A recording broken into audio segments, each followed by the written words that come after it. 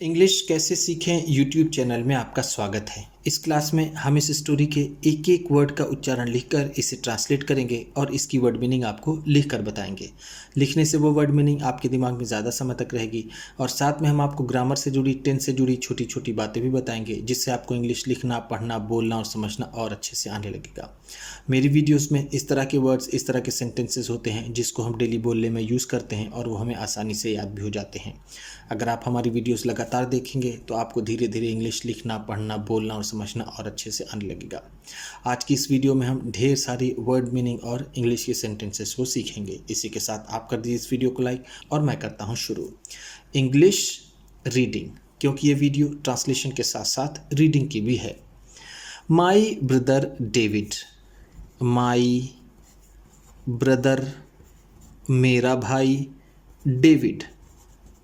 David, brother का मतलब होता है भाई, माई का मतलब मेरा, डेविड नाम है। Was always. वॉज ऑलवेज, हमेशा से था। वॉज का मतलब था, ऑलवेज हमेशा से, हमेशा से। क्लोज, करीब। क्लोज का मतलब होगा यहाँ पर करीब। एक क्लोज का मतलब होता है बंद, लेकिन यहाँ पर इसका क्लोज का मतलब होगा करीब। वह हमेशा से करीब था। To our grand mother. To our grand mother, हमारी दादी माँ के। आर का मतलब है हमारी, ग्रैंड मदर दादी माँ, दादी माँ। Both of them. Both of them, वो दोनों या फिर दोनों। बोथ ऑफ देम का मतलब होगा दोनों। Shared a love. Shared a love, उन्हें प्रेम था। शेयर्ड अ लव का मतलब होगा उन्हें प्रेम था या फिर वो प्रेम साझा करते थे। Of nature.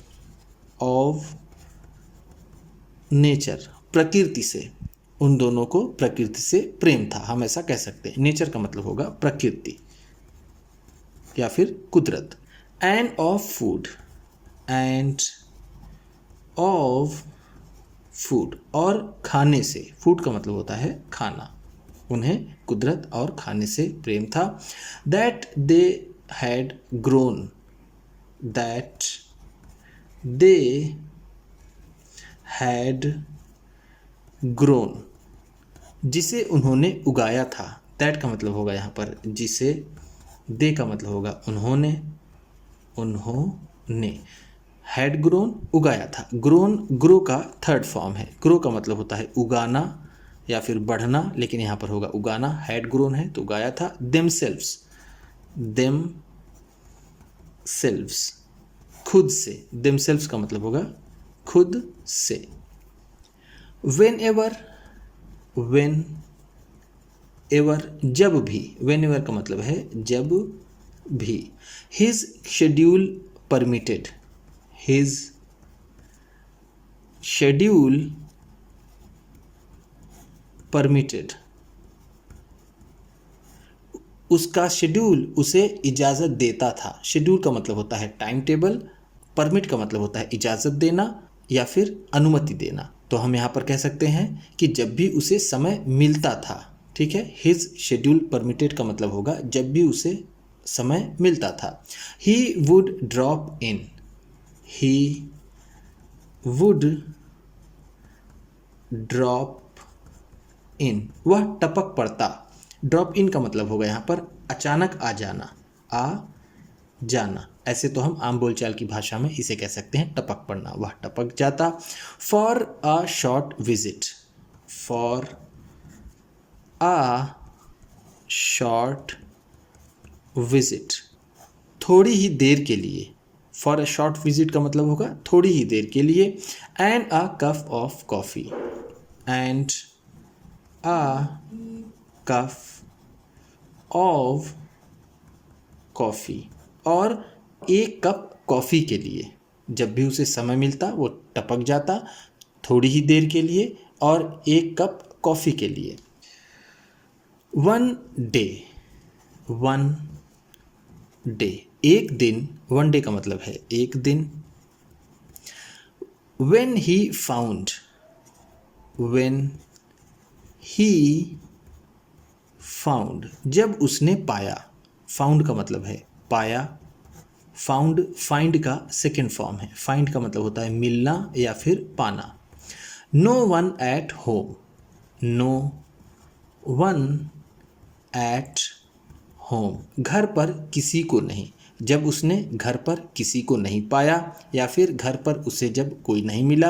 He left a chunk of dirt, he left, उसने छोड़ दिया, लेफ्ट का मतलब है छोड़ दिया, छोड़ दिया। लेफ्ट लीव का सेकेंड फॉर्म है, लीव का मतलब होता है छोड़ना और लेफ्ट है तो छोड़ दिया। अ चंक ऑफ डर्ट, एक चुटकी धूल, चंक का मतलब यहाँ पर होगा थोड़ा सा या फिर चुटकी, डर्ट का मतलब धूल, वह एक चुटकी धूल छोड़ गया। On her porch, on her porch, उनके ड्योढ़ी पर, पोर्च का मतलब होता है ड्योढ़ी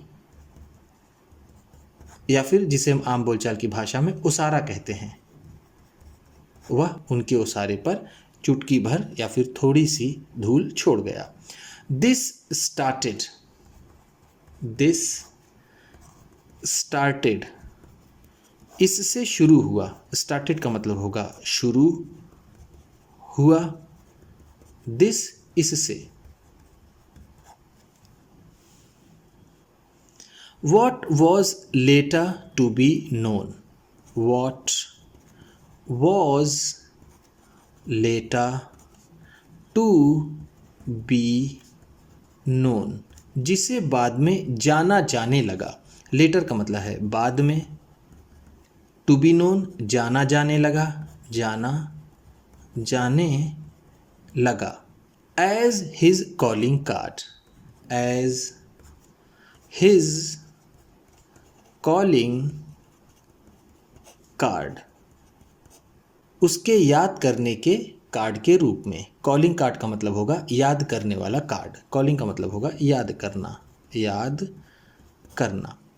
when she spotted, when she spotted, जब वो देखती थी, व्हेन का मतलब है जब, शी वह, स्पॉट का मतलब यहाँ पर होगा देखना, स्पॉटेड है तो देखती थी। The chunk of dirt, chunk of dirt, वो थोड़ी सी धूल। On her porch, on her porch, अपने पोर्च पर, अपने ड्योढ़ी पर। Grand mother instantly new, grand mother दादी माँ, इंस्टेंटली तुरंत ही, इंस्टेंटली का मतलब है तुरंत ही, तुरंत ही। न्यू जान जाती थी, दैट कि David had come there, David had come there, कि डेविड यहाँ आया था। ऑल्दो यद्यपि, ऑल्दो का मतलब है यद्यपि। Grand mother had a poor upbringing, grand mother दादी माँ की, हैड अ पुअर अपब्रिंगिंग, खराब पालन पोषण हुआ था। पुअर का मतलब यहाँ पर होगा खराब या फिर बुरा, अपब्रिंगिंग का मतलब पालन पोषण, पालन पोषण। हालांकि दादी माँ की खराब परवरिश हुई थी या फिर उनका पालन पोषण हुआ था। In Italy, in Italy, Italy में। She manage to do well, she managed to do well, वो अच्छा करने में सफल रहीं। डू वेल का मतलब होगा अच्छा करना, अच्छा करना, मैनेज का मतलब सफल रहीं, सफल रहीं, वह अच्छा करने में सफल रहीं in the United states, in the United states, United states में यानी अमेरिका में, यूनाइटेड स्टेट्स का मतलब है America. She was always healthy, she was always healthy, वह हमेशा से ही स्वस्थ थी, हेल्दी का मतलब स्वस्थ, वॉज थी, ऑलवेज हमेशा से, एंड इंडिपेंडेंट, एंड इंडिपेंडेंट और आत्मनिर्भर थी। इंडिपेंडेंट का मतलब होगा आत्मनिर्भर, जो किसी पर निर्भर ना हो, आत्मनिर्भर, जिसे हम सेल्फ डिपेंडेंट भी कह सकते हैं। एंड एंजॉयड, एंड एंजॉयड और आनंद लेती थी। एंजॉय का मतलब होता है आनंद लेना, आनंद लेना। A fulfilling life, a fulfilling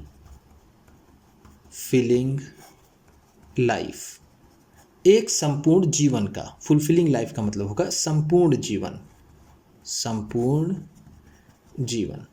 वह हमेशा स्वस्थ और आत्मनिर्भर रहती थी और अपने जीवन का भरपूर आनंद लेती थी, हम ऐसा कह सकते हैं। रिसेंटली, रिसेंटली हाल ही में, रिसेंटली का मतलब है हाल ही में। She had a stroke, she had a stroke, उन्हें हृदय घात लगा। स्ट्रोक का मतलब ऐसे होता है दिल का दौरा, जिसे हम हार्ट अटैक भी कहते हैं। उन्हें आघात लगा, स्ट्रोक को हम कहेंगे आघात, जिसका मतलब होगा दिल के दौरे से। एंड डाइड, एंड डाइड और वो मर गई। डाइड का मतलब मर गई या फिर उनका निधन हो गया। हाल ही में उन्हें आघात लगा और उनका निधन हो गया। एवरीवन, एवरीवन सभी, एवरीवन का मतलब होगा सभी। वॉज सैडेंड, दुखी थे। वॉज का मतलब यहाँ पर होगा थे, ध्यान दीजिएगा। एवरीवन का भाव आता है सभी के लिए, यानी प्लूरल के फॉर्म में, लेकिन इसे सिंगुलर माना जाता है, इसलिए इसके साथ जो ऑक्सिलरी वर्ब या फिर सहायक क्रिया होती है वो इज या फिर वॉज लगता है, वॉज या वर नहीं लगता। ये जो प्लूरल ऑक्सिलरी वर्ब्स हैं वो यूज नहीं होता एवरीवन के साथ, ठीक है। इसलिए यहाँ पर एवरीवन वॉज है तो इसका मतलब होगा सभी थे। सैडेंड दुखी। By her death, by her death उनके निधन से। डेथ का मतलब है निधन, हर उनके। David was disconsolate, David was डिसकंसोलेट,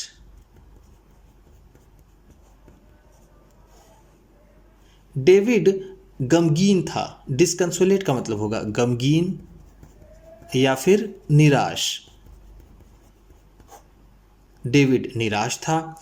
his life long friend, his life long friend उसकी जिंदगी भर का दोस्त। लाइफ लॉन्ग फ्रेंड का मतलब है जिंदगी भर का दोस्त, जिंदगी भर का दोस्त। Was now gone, was now gone अब चला गया था। नाउ का मतलब है अब, वॉज गॉन है चला गया था, चला गया था। उसके ज़िंदगी भर का दोस्त अब चला गया था। उम्मीद करता हूँ इस क्लास में बताई गई वर्ड मीनिंग्स आपको अच्छी लगी होंगी। सबसे अच्छा वर्ड कौन सा लगा इसे कमेंट बॉक्स में ज़रूर बताइएगा। इसी तरह की वीडियोस के साथ साथ ढेर सारी रीडिंग की, ट्रांसलेशन की और बहुत सी इंग्लिश सीखने वाली वीडियोस पाने के लिए चैनल को सब्सक्राइब कीजिए और ये वीडियो किसी न किसी अपने एक दोस्त को, मित्र को, परिवार वाले को शेयर भी ज़रूर कर दीजिएगा। तो चलिए मिलते हैं फिर अगली वीडियो में।